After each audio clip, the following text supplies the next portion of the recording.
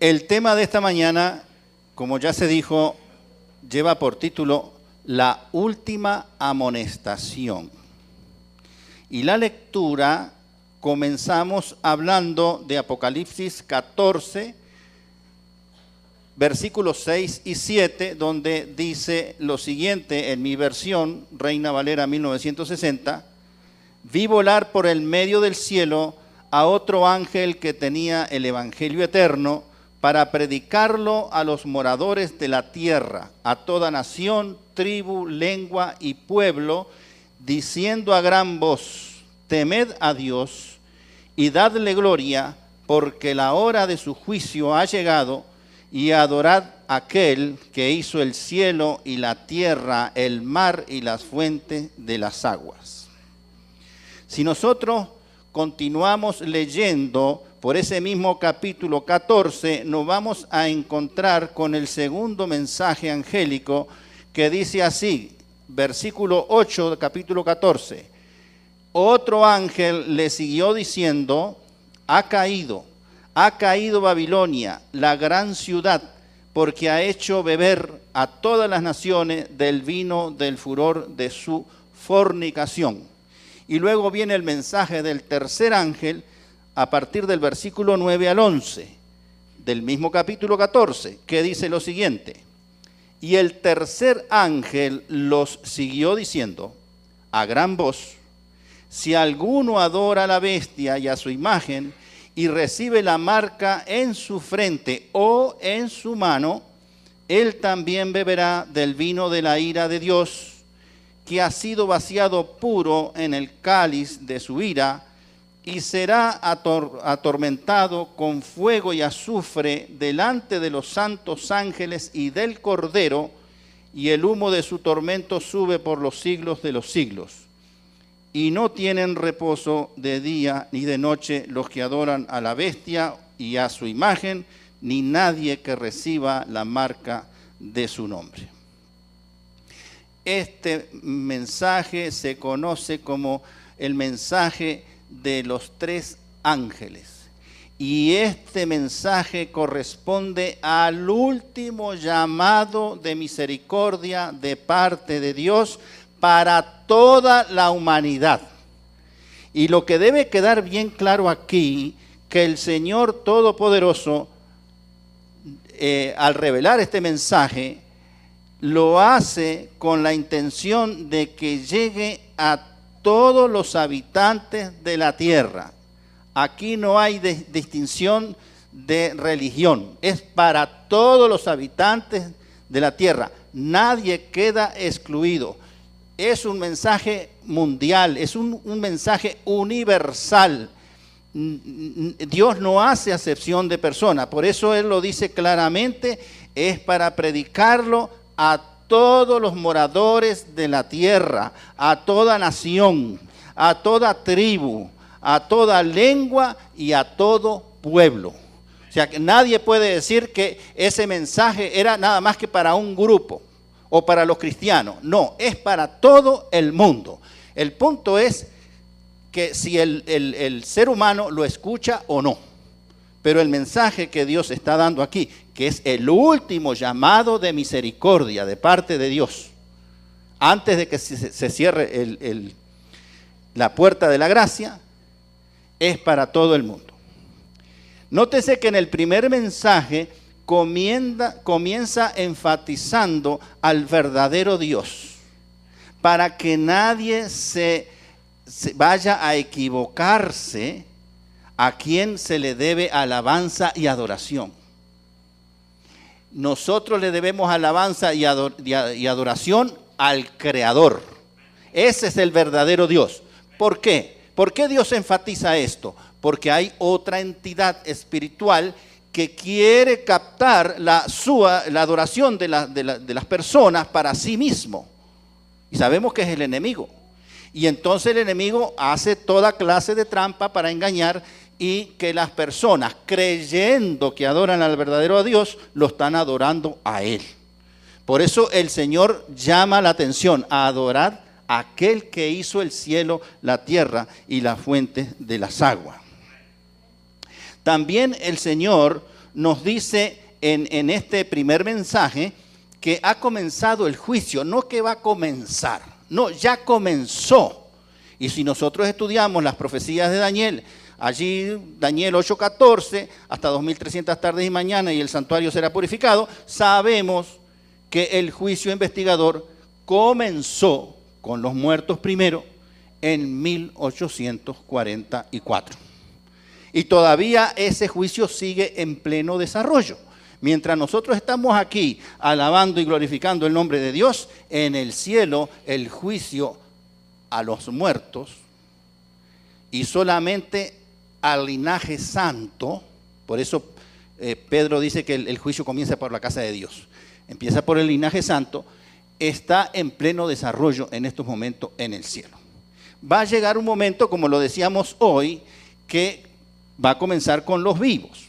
Si es que nosotros estemos vivos para ese momento, entonces nos tocará a nosotros el juicio mientras nosotros estamos haciendo nuestra vida, trabajando, adorando al Señor, viniendo a la iglesia, yendo de camino, durmiendo, lo que sea. Allí va a comenzar el juicio a los vivos. Así que eso está para el futuro. El segundo mensaje angélico que hemos leído se refiere a que Babilonia, la gran ciudad, y esto es simbólico, ha caído ¿dónde?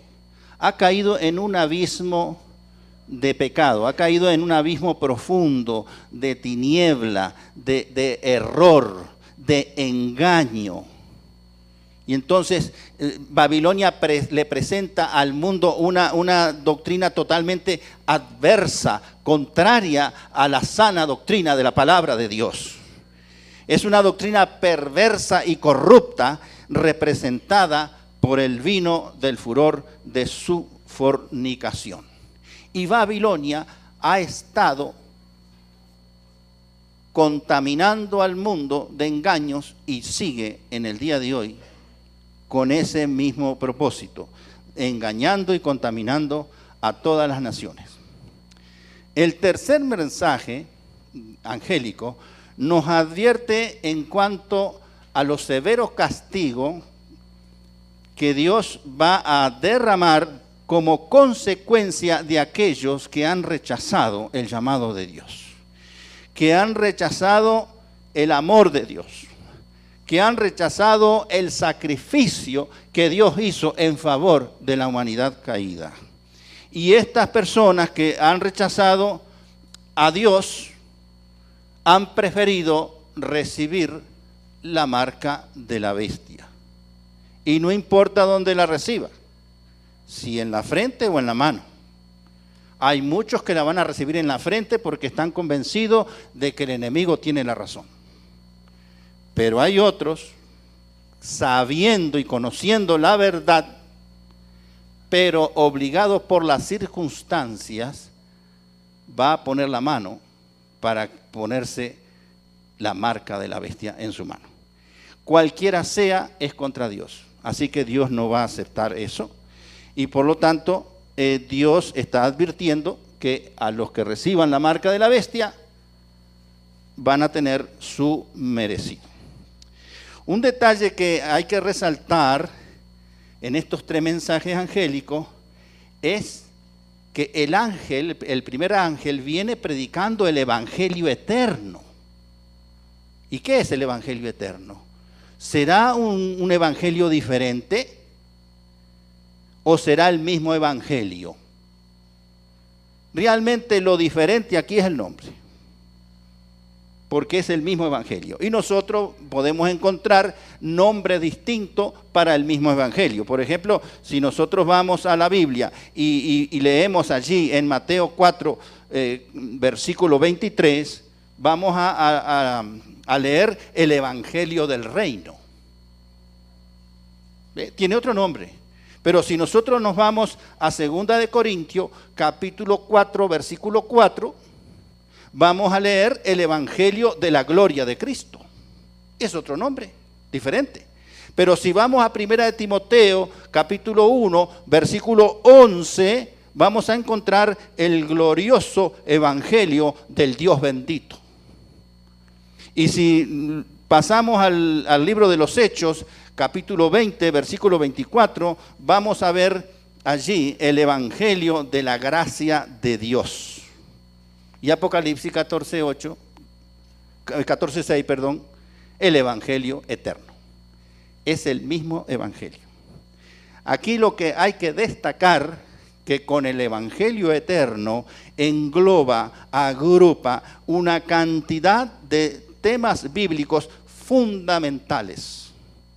Así que dentro del evangelio eterno, en esa sola frase, Dios quiere hablar de todos esos temas que nosotros conocemos. Por ejemplo, el plan de salvación. El plan de salvación forma parte del evangelio eterno. Pero el servicio al santuario, como estamos estudiando en la escuela sabática, forma parte del evangelio eterno porque el servicio al santuario explica en detalle cómo es el plan de salvación. También el evangelio eterno nos habla de la gran comisión que está registrada allí en Mateo 28, capítulo 28, versículo del 18 al 20, donde dice: por tanto, id y haced discípulos a todas las naciones, bautizándolas en el nombre del Padre y del Hijo y del Espíritu Santo, enseñándoles que guarden todas las cosas que yo os he mandado, ¿no? Y luego termina diciendo que yo estaré, ¿cuántos días?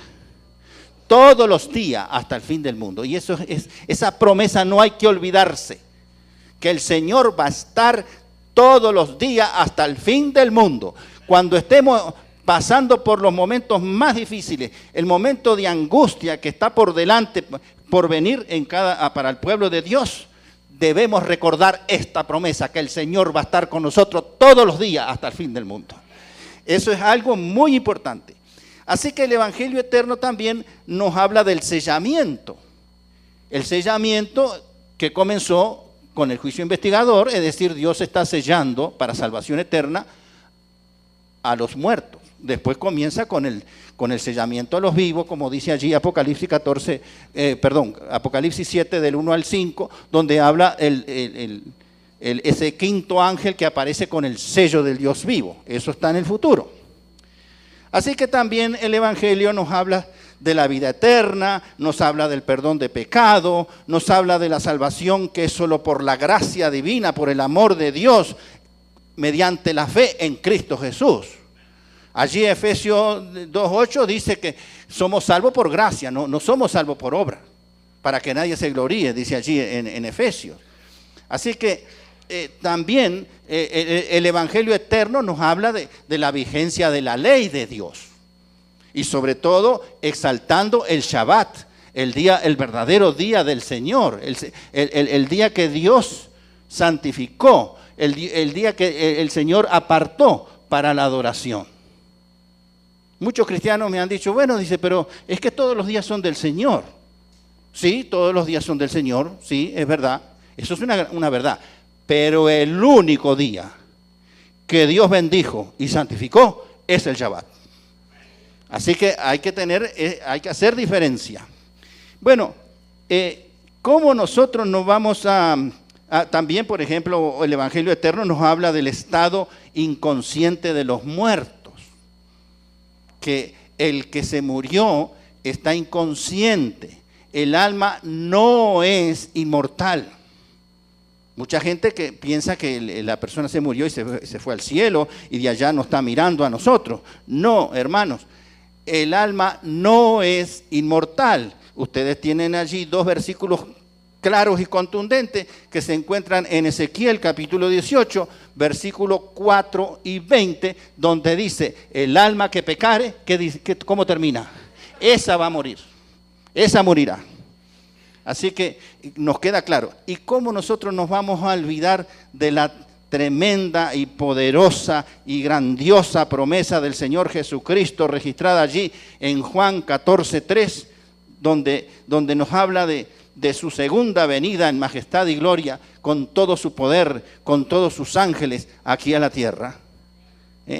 Si me fuere, dice, vendré otra vez. Pero su venida también implica las resurrecciones. ¿Se dan cuenta de lo que abarca todo el Evangelio eterno? ¿Qué resurrecciones se van a producir cuando venga Cristo? Primero, la resurrección especial, una resurrección parcial, que es una resurrección mixta, donde van a resucitar salvos y perdidos para siempre. Allí ustedes leen capítulo 12 de Daniel, versículo 2, dice, y muchos, no dice todos, dice, muchos en aquel día se van a despertar, unos para vida eterna y otros para confusión perpetua. Sí, porque en Apocalipsis 1:7 dice, he aquí, viene en las nubes y todo ojo lo verá, incluso lo que les traspasaron. Como aquellos que traspasaron a Cristo, que ya más o menos lleva más de 2000 años, van a ver la segunda venida de Cristo. Porque Cristo los va a resucitar antes. Antes de que Cristo venga, van a resucitar algunos días. Porque más o menos la tardanza, según Ellen G. White, la tardanza de trasladarse de la tierra al mar de vidrio son 7 días. Y la venida de Cristo comienza con una nubecita negra como la mitad del palmo de la mano, que poco a poco se viene acercando, se viene aclarando, y esa es la señal de la venida de Cristo en majestad y gloria. Y eso no es instantáneo, eso lleva unos cuantos días, 7 días. Por lo tanto, porque Apocalipsis 8:1 dice, y se hizo silencio en el cielo casi por media hora. ¿Ah? Entonces, media hora llevado haciéndole el cálculo matemático allí, exacto, de un año, un día por año, entonces más o menos media hora es una semana y 6 horas. Y la Biblia dice casi media hora. ¿Ves? Si fuera media hora serían 7 días y 6 horas. Pero como dice casi, es posible que sean 7 horas. Así que los que van a despertarse, buenos y malos, van a despertarse por lo menos antes de esos 7 días, para ver la venida en gloria y majestad de Cristo. Todo eso nos habla el Evangelio eterno. Sin embargo, respecto a todo esto que hemos hablado, hay un pasaje en Romano que nos debe llamar a nosotros la atención. Porque aquí, este pasaje de Romanos expresa preocupación de parte de Dios. Así que pongan atención en esta parte que es muy, pero muy importante. Vamos a leer allí Romanos capítulo 10 y vamos a leer en primer lugar el versículo 13 que dice así: porque todo aquel que invocare el nombre del Señor será salvo. También lo dice Joel 2:32, o sea que Pablo está tomando esta frase, este pasaje de Joel 2:32, que básicamente dice exactamente lo mismo. Porque todo aquel que invocare el nombre del Señor será salvo. Ahora pongan atención, hermanos, al versículo 14 y la mitad del 15, la primera mitad del 15. Hay 4 preguntas de parte de Dios. Dice lo siguiente: ¿cómo pues invocará aquel en el cual no han creído? Porque Dios dice, el que invoca el nombre del Señor será salvo. Pero entonces dice después, ¿cómo pues invocarán aquel en el cual no han creído? ¿Y cómo creerán en aquel en quien no han oído. ¿Y cómo oirán sin haber quien les predique? ¿Y cómo predicarán si no fueren enviados? Así que quiero hacer un recuento de lo que hemos hablado hasta este momento. En primer lugar, nosotros vemos a un Dios amoroso, al Dios verdadero, al Creador de todas las cosas, a nuestro Creador, con todo el deseo, con todo el amor y con toda la disposición de salvar al hombre y a la mujer. Porque ya Él, desde antes de la fundación del mundo, Él diseñó el plan de redención, el plan de salvación. Eso demuestra que Él nos ama y nos quiere salvar. Así que tenemos ese punto.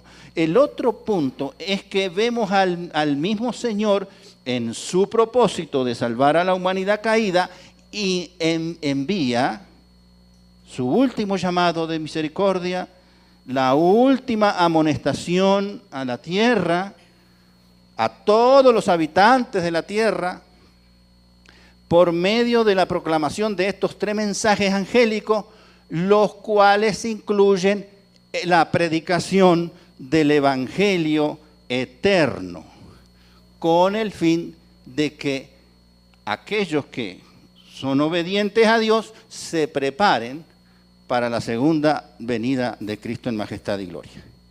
Pero en tercer lugar, vemos a ese mismo Señor que manifiesta preocupación y por medio de preguntas nos deja ver claramente una situación que actualmente es real. ¿Y qué situación es esa? La situación real, actual, es una creciente apatía y una creciente indiferencia para con la salvación de otras personas, las cuales ahora están en peligro de perderse por toda la eternidad. Acuérdese que hay pueblo de Dios en Babilonia. Alguien los tiene que llamar, alguien les tiene que decir, salid de ella, pueblo mío. Y entonces el Señor comienza y se hace estas preguntas. Dice, ¿cómo las personas van a invocar a un Salvador si no han creído en Él? ¿Y cómo van a creer en un Salvador si nunca han oído que ese Salvador realmente existe? ¿Y cómo las personas van a oír si no hay quien les diga, no hay quien les predique y les diga, mira que hay un Salvador, que no todo está perdido? Cristo es nuestro Salvador y Cristo quiere salvarte, pero tú tienes que pasar por un proceso. Pero si no hay nadie que le diga a esa gente, se van a perder. Dice, ¿y cómo los predicadores van a predicar si no fueren llamados para llevar el mensaje a quien aún no conocen del Señor? Entonces, hay una pregunta aquí. ¿Qué está pasando? ¿Qué es lo que está fallando aquí? ¿Será que Dios se equivocó? ¿Será que Dios aquí se equivoca en esta parte? No, Dios imposible que se equivoque, porque Dios ha hecho todas las cosas buenas en gran manera. Dios ha creado todo perfecto. Dios es el que toma la iniciativa. Dios es el que diseñó el plan de salvación. Dios es el que quiere salvar. Por lo tanto, Dios aquí no se equivoca. Entonces, si no se equivoca Dios, los que se equivocan son los ángeles que están proclamando el mensaje. Sí, porque no hay otra alternativa. Dios manda a 3 ángeles que proclamen, pero la proclamación del mensaje no se está escuchando, no se está dando. Algo está fallando. Dios no es el que falla, entonces el que falla son los ángeles. Ahora, estos ángeles, ¿qué son estos ángeles que están aquí? ¿Será que nosotros tenemos que esperar y mirar hacia el cielo y ver ahí como un hecho sobrenatural y viendo a ángeles que van a gran voz proclamando el Evangelio? ¿Quiénes son estos ángeles? Hay que entender que Apocalipsis es por excelencia el libro que tiene mucha simbología. Y nosotros tenemos que saber y conocer bien a qué se refiere esos símbolos. ¿Qué significa esos símbolos? Y Apocalipsis menciona en varios de sus capítulos a ángeles. En algunos casos los ángeles son reales, pero en otros casos no, es simbólico. Y vamos a poner un ejemplo. Si nosotros vamos a leer el capítulo 5, no lo vamos a leer, pero voy a poner como ejemplo. En el capítulo 5, donde está allí Juan llorando, porque el profeta está llorando, porque hay un libro con 7 sellos que nadie puede abrir. Entonces viene un ángel poderoso que se acerca a Juan y le dice: no llores, porque el león de la tribu de Judá ha vencido y él puede abrir los sellos. Pero si vamos al versículo 11 del capítulo 5 de Apocalipsis, vamos a ver millones de ángeles alrededor del trono de Dios y alrededor de los 24 ancianos que comienzan a alabar y glorificar el nombre de Dios. Pregunto, ¿estos ángeles son simbólicos o son reales? Son reales, hermanos. Porque esto está sucediendo en el cielo, en el trono de Dios. Estos ángeles son reales. Pero si nosotros vamos al capítulo 1 de Apocalipsis, allí nosotros nos vamos a encontrar con Juan, que está en éxtasis, o está en el espíritu, recibiendo la visión, versículo 10. Y entonces, detrás de él, escucha un sonido como de fuerte de trompeta, y cuando él se da vuelta y mira, porque él escucha un ruido de trompeta, pero cuando él se da vuelta y mira, ve otra cosa distinta. Ve 7 candeleros de oro y a uno como el Hijo de Hombre que camina entre los candeleros, y dice que en su diestra tenía 7 estrellas. Es un símbolo. Y ese símbolo es desglosado, es abierto en el versículo 20. El misterio del candelero y de las 7 estrellas en la diestra de Cristo, en el versículo 20 del mismo capítulo 1, nos dice claramente qué cosas son. Y dice así: el misterio de las 7 estrellas que has visto en mi diestra y los 7 candeleros de oro. Esto es palabra de Cristo. Y entonces él dice: las 7 estrellas son los ángeles de las 7 iglesias. Y los 7 candeleros que has visto son las 7 iglesias. Entonces, estos ángeles no son entidades celestiales.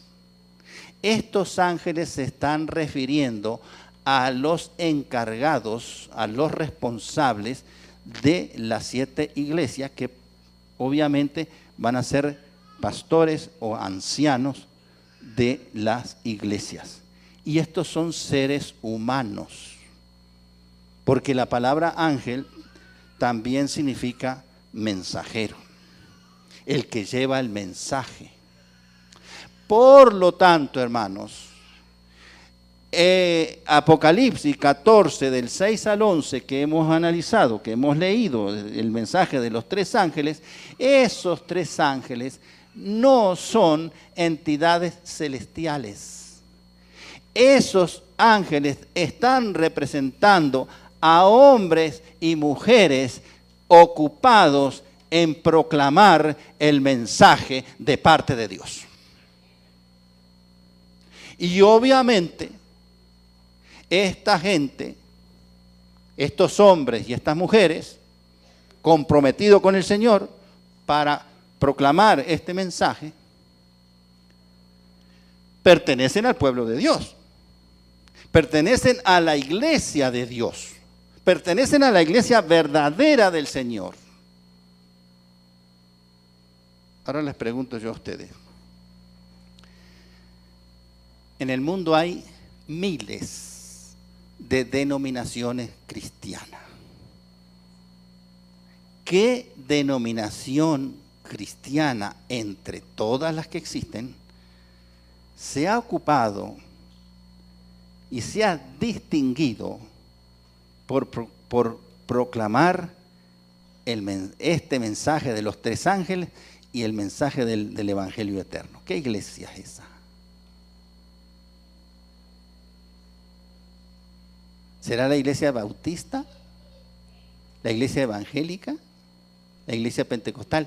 ¿Qué iglesia entre todas las denominaciones cristianas se ha ocupado de predicar el mensaje de los tres ángeles, el mensaje del Evangelio eterno, que la ley está vigente, que el juicio investigador comenzó en 1844?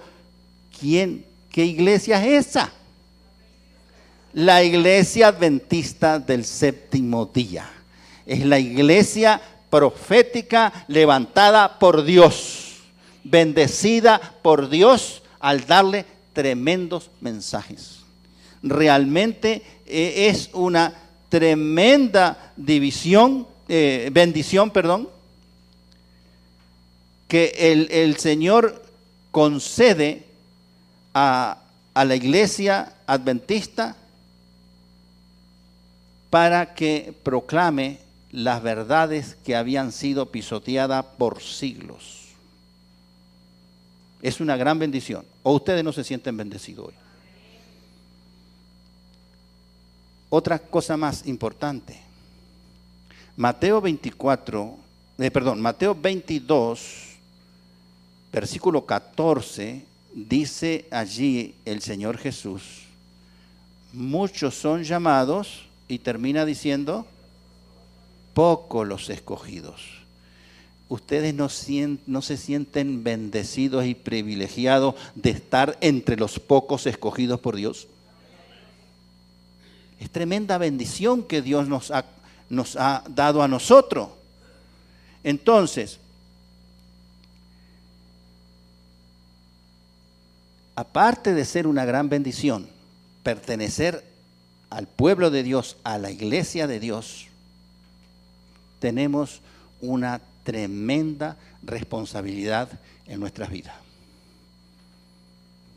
Y entonces ahora la pregunta cambia. Y la pregunta es para cada uno de nosotros. Usted medítela y respóndasela a usted mismo ante Dios. ¿Estamos todos ocupados en hacer el trabajo que Dios nos ha encomendado? Nosotros estamos ocupados en predicar la gran comisión que está allí en Mateo 28, del 18 al 20, que Jesucristo le ha encomendado a sus discípulos en aquel entonces. Porque este llamado de ir a predicar a todo el mundo, ese lo dijo Jesucristo, se lo dijo a sus discípulos. Pero en esta hora, hermanos, en esta hora, el llamado es para ti y para mí. El llamado es para los jóvenes, que es el futuro de la iglesia. Porque estos jóvenes que están hoy acá, mañana van a ser algunos pastores, otros van a ser ancianos, otros van a ser directores, otros van a ser diáconos, pero todos van a pertenecer al pueblo de Dios. Entonces, el llamado es para todo y cada uno de nosotros, incluso hasta los niños también. Tenemos una gran responsabilidad por delante. Es un gran privilegio ser parte del pueblo de Dios. Pero el pueblo de Dios tiene que decirle al mundo que hay pueblo de Dios en la tierra. Y la gente tiene que notar esa diferencia, hermanos. Porque si no, no van a salir los que están en Babilonia, no van a salir de Babilonia. La decisión de buscar al Señor es ahora. No es después, más tarde, cuando me jubile, cuando me retire. No, es ahora, en estos momentos. Porque nosotros no sabemos el día y la hora en que Cristo viene, pero tampoco sabemos el día y la hora en que podemos ser sorprendidos por la muerte. Y ahí no tiene nada que ver la edad ni nada por el estilo. Así que hagamos la hora mientras tengamos luz, mientras sea de día, dice el Señor. Entonces, no basta con creer solamente. No es suficiente para el Señor creer. Muchos cristianos me dicen, basta creer y ya, eres salvo. No, hermanos. Hay que creer, pero también hay que hacer la santa y divina voluntad de Dios. Lo dice la palabra, no lo estoy diciendo yo. Mire, vayan y lean Mateo 7, versículo 21. Mateo capítulo 7, versículo 21.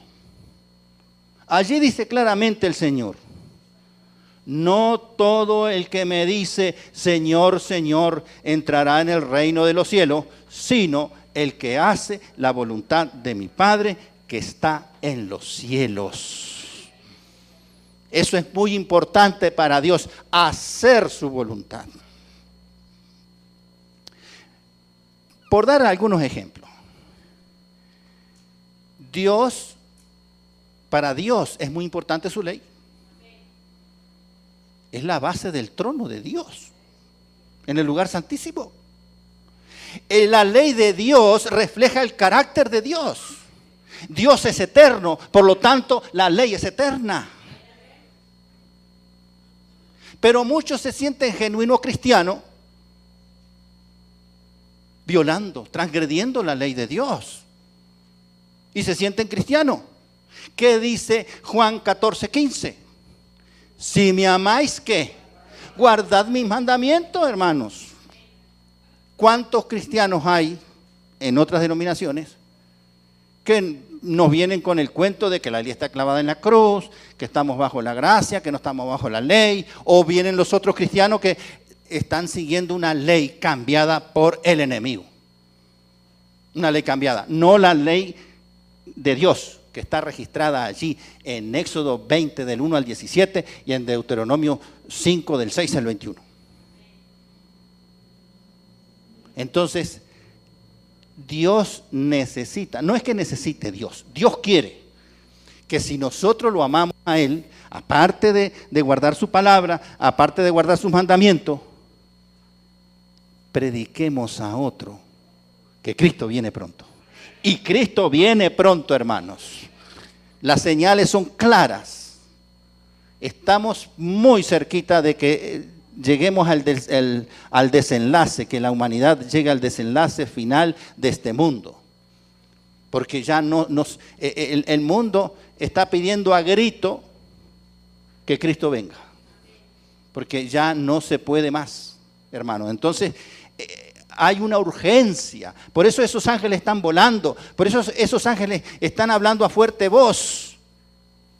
Nosotros, como pueblo de Dios que somos, debemos comenzar a hablar a fuerte voz. De que hay pueblo de Dios aquí en la tierra y que hay un mensaje que nosotros debemos acatar, un mensaje que nosotros debemos respetar, un Dios al cual debemos adorar y que no debemos equivocarnos a quién estamos adorando, sino estar seguro al 100% que adoramos a nuestro Creador. Y que la ley de Dios sigue vigente y que la ley de Dios es el sello de Dios. Eso es tema para otra oportunidad que Dios me conceda para explicarle a ustedes que el sello de Dios es la ley, no es el Espíritu Santo. El Espíritu Santo es el agente sellador, pero el sello de Dios es la ley de Dios. Así que la ley de Dios es muy importante.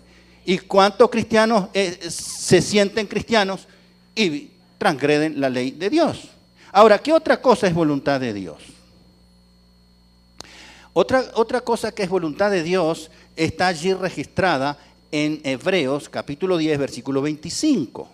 Si alguno lo quiere leer, Hebreos capítulo 10, versículo 25. Voy a leer la partecita clave que dice: no dejando de congregaros como algunos tienen por costumbre.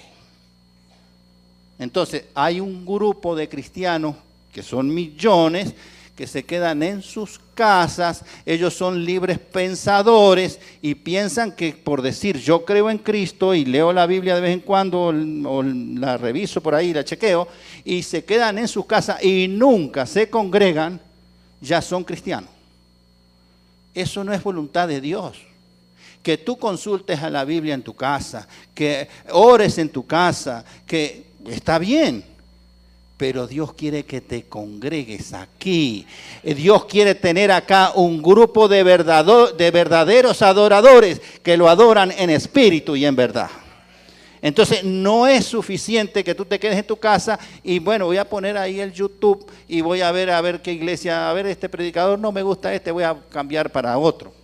No, hermanos, Dios quiere que vengas aquí a alabarlo y glorificarlo. Él quiere que hagas su voluntad. Otra cosa es que el mensaje este de Mateo 28, del 18 al 20, de ir y hacer discípulos. Y entonces, ¿qué significa esto?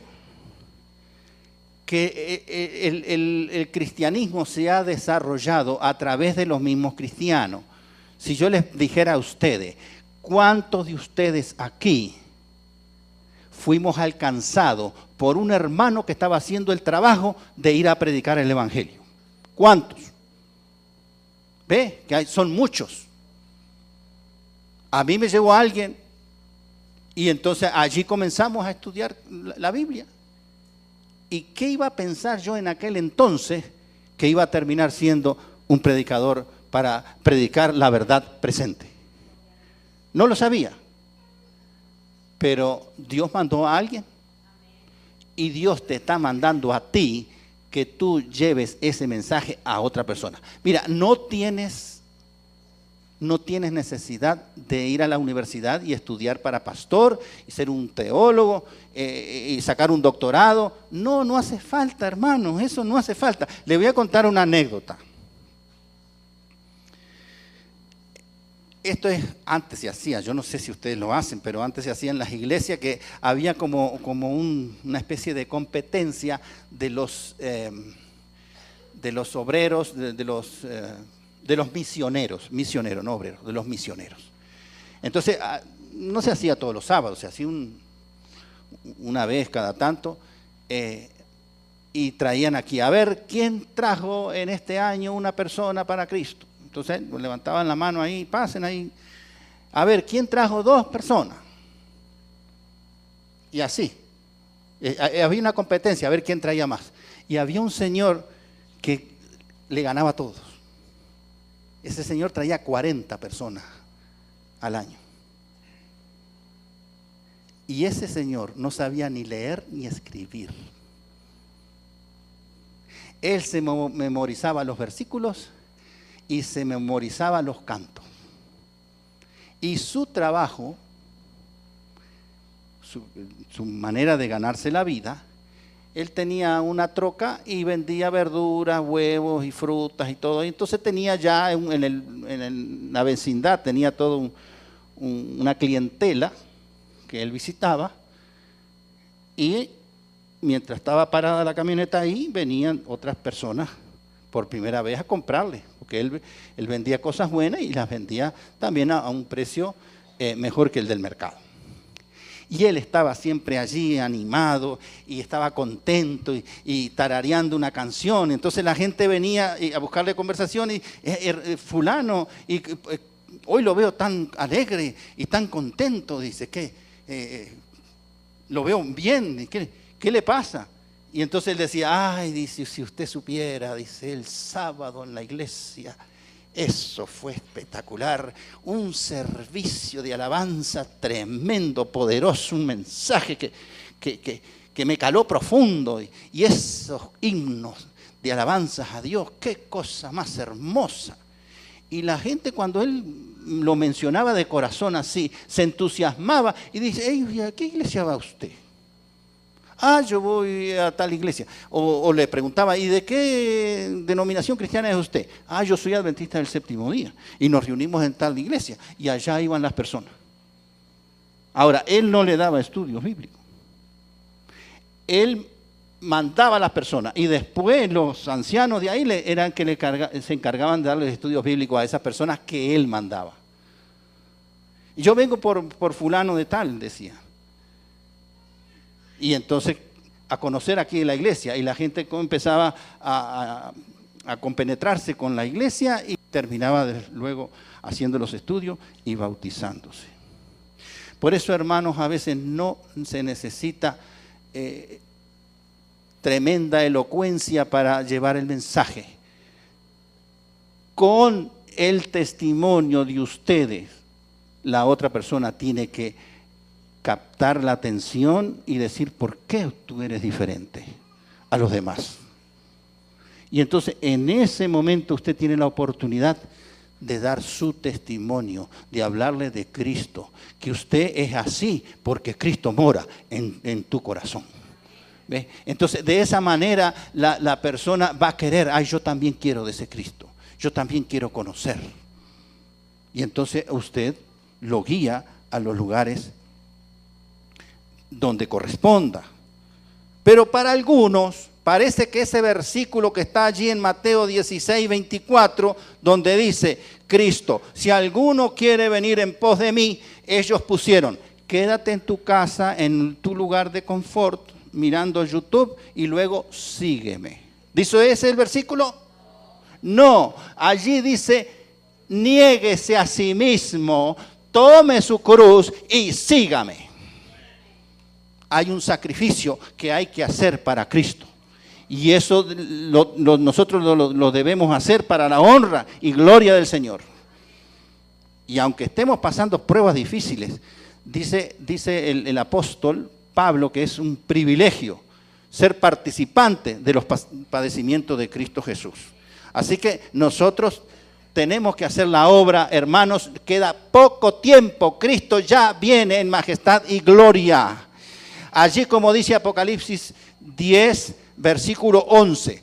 Apocalipsis 10, versículo 11, dice, es necesario que predique otra vez sobre muchos pueblos, naciones, lenguas y reyes, pero que prediques por tu testimonio, porque Mateo 24, 14 dice, y será predicado este evangelio por testimonio, y luego entonces viene el fin. Es hora de que el pueblo de Dios se levante y resplandezca y dé testimonio que hay pueblo de Dios en la tierra. Termino con este versículo que es la segunda parte del versículo 15 de Romanos 10, que ya lo leímos. Romanos 10, versículo 15, pero leímos la primera parte. Vamos a leer la segunda, que dice así. Como está escrito, cuán hermosos son los pies de los que anuncian la paz, de los que anuncian las buenas nuevas de salvación. Amén. Que la honra y la gloria sea para nuestro Dios.